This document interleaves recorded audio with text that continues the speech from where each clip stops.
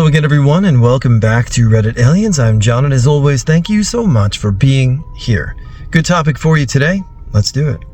What's a harrowing experience that you lived through? Please remember to like, share, comment, subscribe, and listen and ask for shoutouts. Enjoy. I was living alone on a fairly quiet back street of a larger city. One night, I was in bed and heard a woman screaming outside, like really screaming.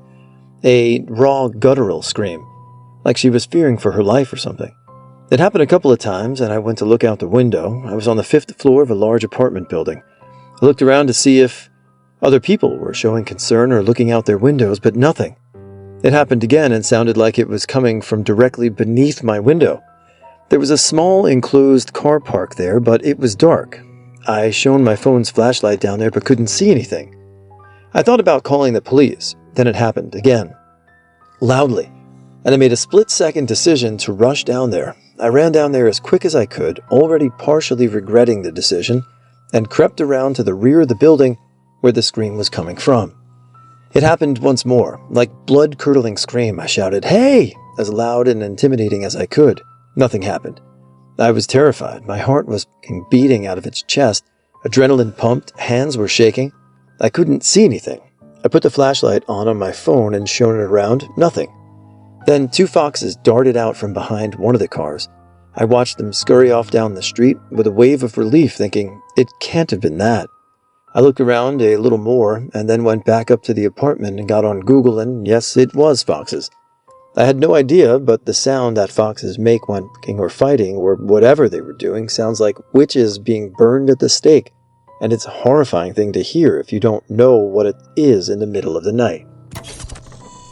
I will always remember this so vividly as one of the scariest experiences of my life. So for some context, my parents are and were very heavily involved in magic and summoning things. They did that very often, but they were not good at it, as if they had all of the technique and knowledge to do it, but they lacked a clear or positive headspace. Later in life, their magic, sorry if this isn't the correct word for what they were doing, I don't know a better word, just increased and had bad consequences, but at this time I'm unsure specifically how often my parents, mainly my mother, did things like this. She had made me sit with her during the rituals or Ouija sessions, as she and my father said that I was a beacon. It made sense too, since I had spoken to my mom's dead father and told her details that even I didn't know that I knew about him. I'd been talking to spirits ever since I was a young child, and I've taken numerous pictures of spirits and just generally attacked weird things and people. So to what happened. I remember that night that I was being particularly annoying, and whatever happened, my parents ended up sending me to bed early. They said that I had to turn the TV off as a punishment because usually I fell asleep watching Nickelodeon or some other cartoon channel. So it's a summer night, and I'm in bed early as I didn't have a bedtime during summer. It was dark outside, and I remember that I had the window open and the curtains open, and I could see right to the street. It wasn't weird to me or anything at the time. I didn't mind it because I liked the view. Although open curtains at night freak me out now, LMAO. So I was just killing time, laying in bed in the dark, playing with a bunch of toys. I had a lot of toys as a kid because I had many siblings, many cousins. Basically, the house was scattered with kid stuff. So in between playing with my toys and looking out the window, since I'm bored out of my mind, when I see the black figure stand outside of the window, and then I stopped and was like, I really didn't know how to feel. The thing was almost 2D looking, around 6 feet tall and completely black besides its eye holes were like glowing white. Now, that was bad enough, but instead of just standing outside my window, it flew into my room and started stomping toward my bed. It was so deafening. It sounded like it had big heavy boots on, and literally the only reason I knew that sound was because that dad was a correction officer at the time, and his uniform had these tactical-like boots. And whenever he walked in them, its sound almost boomed in my ears. So that's when I got scared and I started screaming my lungs out and throwing toys at the door. To this day, I really have no idea how no one heard the stomping, how no one seemed to hear me, or if they even heard me in the first place, or even how long I was screaming. But after what felt like an eternity, my God, Mom finally opened the door and was like, "What the f are you doing?" And the thing disappeared. I told them what happened and my mom let me sleep in her bed. For some really weird reason, they didn't believe me. It was weird because I never lied to them about things that happened to me, and they very actively summoned shit. But yeah, very scary. In 2002, when I was 8 and before cell phones had any service in my neck of the woods, I was staying over with my godparents in the country. They usually invited me over for long weekends once a month. Their home was my home, and their kids, like my cousins, I slept in their gun room, western boonies on a very large ranch. It wasn't unusual, and was woken up by a weird shuffling sound around midnight. I roll over, and in the doorway is a person on their knees, back in the hallway nightlight. I couldn't see their face. The person crawls in and sits at the foot of the bed, just sitting silently. I can't remember the next events, but eventually the shadows are molesting me. I'm terrified, so I threaten to scream, and the shadow tells me they have a gun, so just lay there. The shadow escalates, and I guess my little brain weighed the consequences and threatened to scream again, gun or not. Shadow basks off the bed and out the doorway, the shape looking like it was facing me the whole time. It sat in the back lit doorway for what felt like another 30 minutes before closing the door. I didn't sleep again that night, staying in that room till my dad was due to pick me up. Later, after a mental breakdown, my parents confronted my godparents and told my mom that their son was just tickling me awake. Honestly, the experience is whatever now, but sometimes I still shoot up in bed and think I see a black silhouette kneeling in my doorway. It was crawling. I used to live in a fairly small town where there wasn't much to do as a teenager. One of the things I learned to do was from my parents was visiting antique stores and looking at all of the interesting old things. My senior year of high school, I went to this large antiques store flea market and came across a Ouija board that was probably from the 70s or 80s. I was a pretty skeptical agnostic at the time and thought it would be a fun thing to do with friends. Nothing crazy happened, except that I had my first instance of sleep paralysis around that time. The next year I went to college and brought it with me. My friend and I convinced some girls from his dorm to try out the Ouija board in a small cemetery on campus where the old landowners from the early 1800s were buried. That night I stashed the board under my bed and went to sleep. As I was dozing off, I kept seeing images of skulls flying toward me, almost like a pre-dream in between awake and asleep per visuals if anyone has any experience with them. I woke suddenly from a nightmare around 3 a.m. and had the strangest feeling of being partially paralyzed and then released. I can't describe how I know this, but it felt as if there were 2 long arms that lifted off of me and went under each side of the bed. Creeped out, I looked under my bed to find the Ouija board. I didn't want to be alone, so I was going to go to the 24-hour campus library. As I was leaving, my neighbor from across the hall came out of his room. I told him about the experience, and he said he'd be willing to walk around the room with a picture of the Virgin Mary that was supposedly blessed by a holy man in Mexico. I was wary, being a skeptical agnostic, but figured it couldn't hurt since I was so creeped out. The next day I gave the board to that neighbor. I was glad to be rid of it and forget all about it.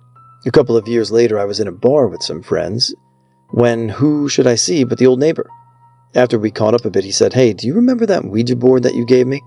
I took it back home and gave it to my mom. She said that weird things like lights turning on and off and hearing noises have been happening ever since she got it.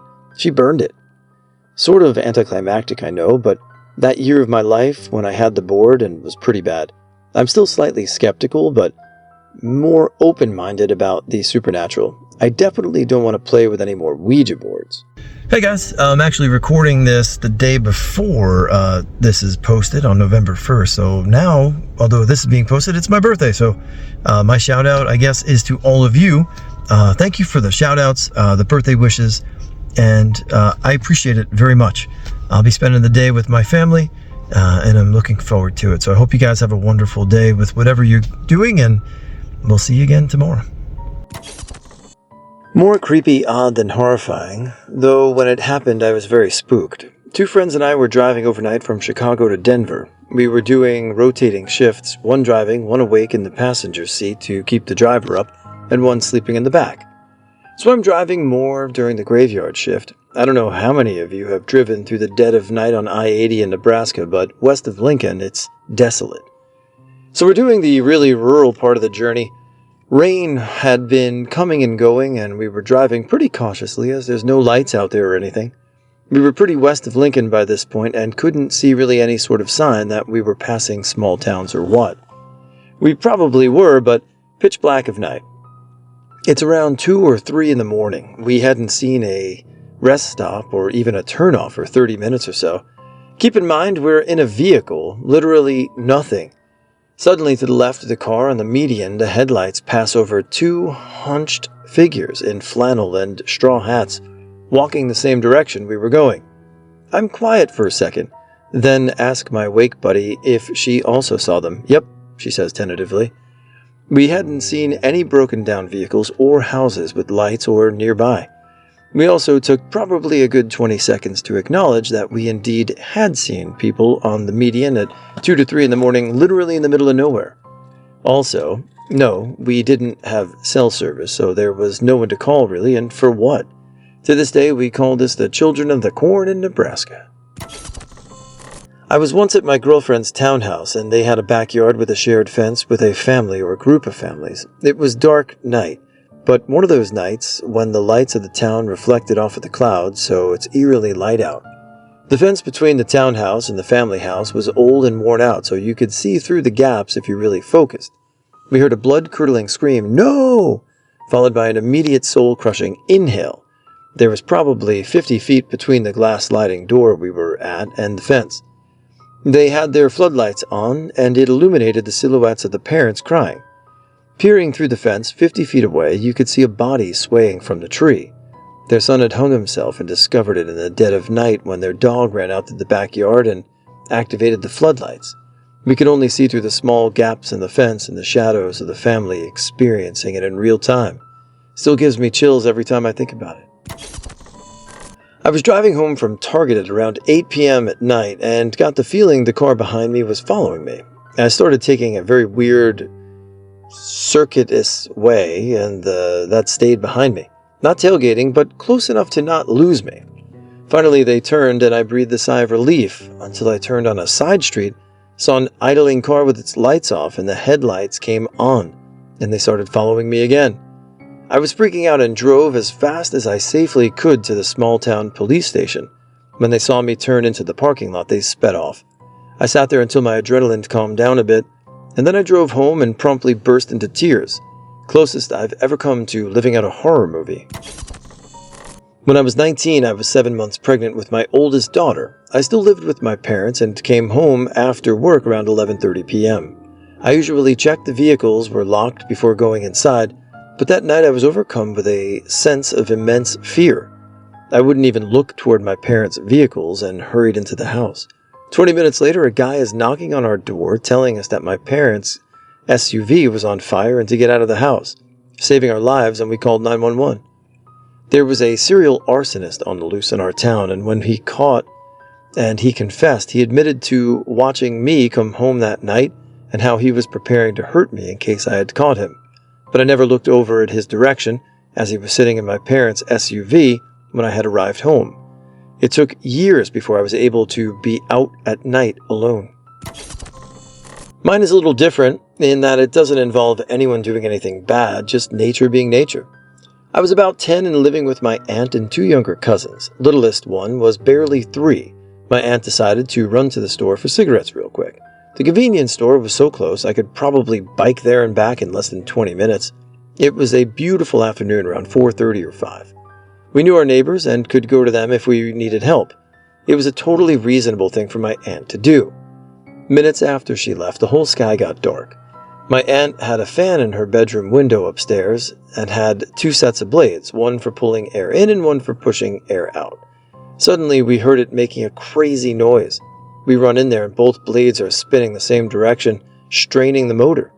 My oldest cousin, who was around 7, and I struggled to lift the window and pull the fan out so we could shut the window. We managed to get the window up, and a huge gust of wind pushes the fan into us and knocks us down. It hadn't been 10 minutes since my aunt left, and the whole sky had gone black, and it's absolutely dumping rain. Then I hear the freight train sound and knew exactly what was happening. I took my cousin to the bottom of the tri-level house and huddled with them in a hallway. It literally sounded like a train was charging through the whole house. The windows were rattling, hail pounding against the walls. We were all terrified and crying. Then my little cousin started yelling that his mom was knocking on the door. I insisted it was just a hail. My other cousin and I held on to him, but he broke free and ran upstairs to the door. He was absolutely right and let my aunt in. She carried him downstairs and huddled up with us. Then a giant tree branch shattered the living room window right next to the front door. It probably would have killed my aunt if my cousin didn't open the door. The whole thing lasted 20 or 30 minutes before it was over, and the sun came out again. It ripped the roof off the garage. Our living room was filled about 6 inches deep with hail and debris from where the branch crashed through the window. It was one of the most terrifying things I've ever lived through. I still get panic attacks when we get tornado warnings or really bad storms.